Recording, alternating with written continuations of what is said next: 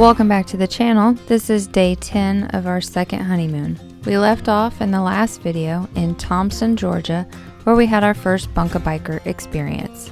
Irene and Jeb were so nice and welcomed us like family. We had a lovely dinner, great conversation. We ended up shutting the restaurant down. I recently learned that these two lovebirds just got married. Congratulations, you two.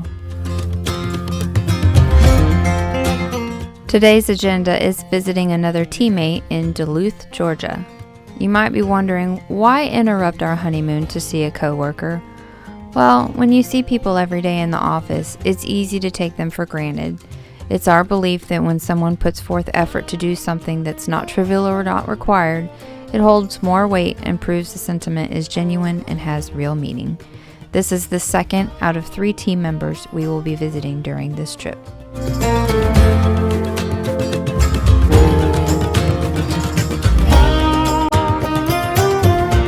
Today was the hottest so far, and I got overheated, so we stopped for the day in Dawsonville. Apparently, Dawsonville is recognized as the unofficial birthplace of NASCAR, and the Dawsonville pool room is ground zero for auto racing. The inside walls are covered with racing memorabilia from Bill Elliott's decorated NASCAR career, and also features artifacts from the early days of auto racing, which originated with the North Georgia Moonshine Runners. Today, we rode 172 miles.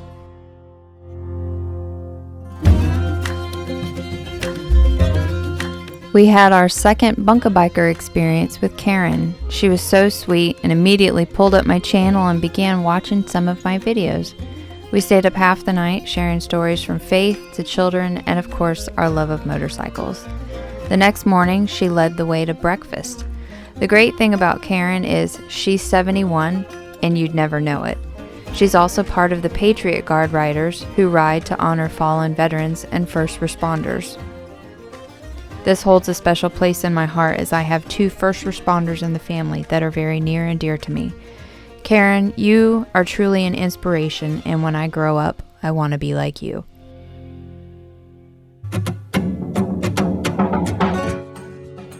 After breakfast, we said our goodbyes and headed out for the next adventure of the day, the Suches Loop, known as George's Dragon, or better known as Blood Mountain.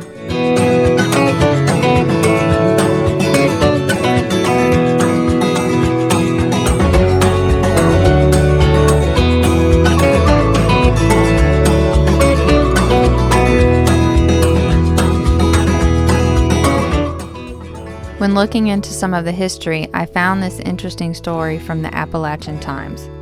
The article read, Blood Mountain, located in the Blueridge Mountains of Georgia, has a rich history dating back to the early 1700s. The Cherokee Indians who inhabited the region believed that the mountain was a sacred place where the spirits of their ancestors roamed freely.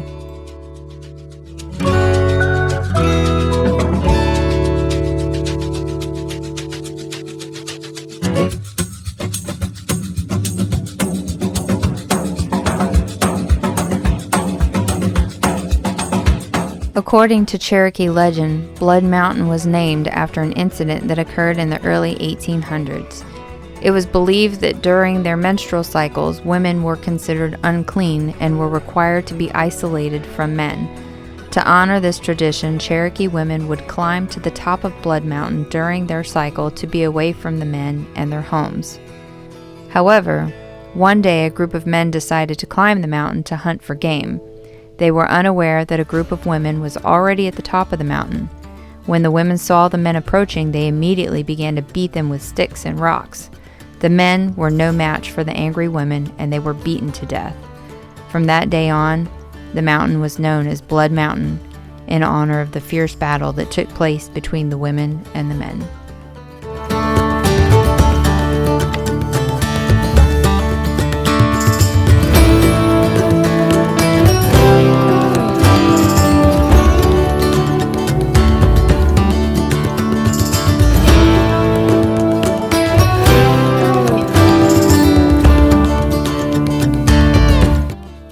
Blood Mountain is the highest peak on the Georgia section of the Appalachian Trail, with an elevation of 4,458 feet. The weather started out overcast and a little drizzly, which rattles my nerves a bit, so I was a little off riding through here. The road has the perfect amount of curves and switchbacks. There's a lot of up and down and elevation. I wouldn't necessarily consider this a road for beginners, but as I always say, ride your own ride and you should be fine.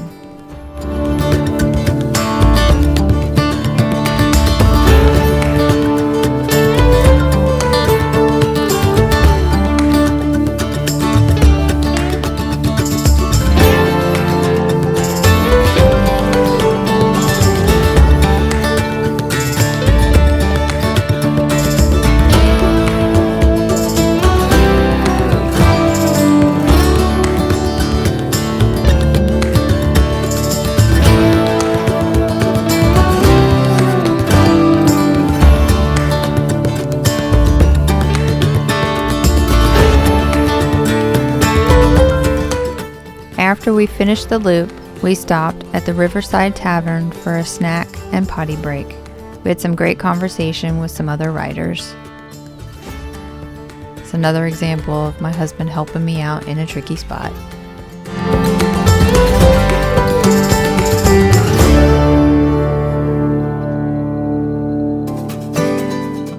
The clouds soon burned off and it was warm and sunny again. The final destination for the day was near Talladega, Alabama.